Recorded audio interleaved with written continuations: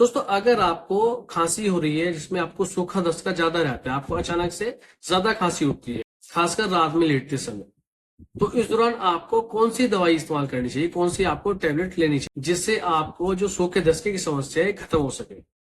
दोस्तों अगर आपको सूखा दस्त रहता है, आपको ज्यादातर रात को लेटते समय खांसी होती है, तो इस दौरान आपको क्या करना है, आपको मोक्सिकाइन 625 की टैबलेट आती है और आपकी डेफ्लाजाकोड 6 mg में आती है। ये दोनों टैबलेट आपको रेगुलर कम से कम एक हफ्ता सुबह शाम लेनी। अगर आप ऐसा करते हैं तो ऐसा करने से आपकी जो सूखे दस्ते की समस्या है ये खत्म हो जाती है।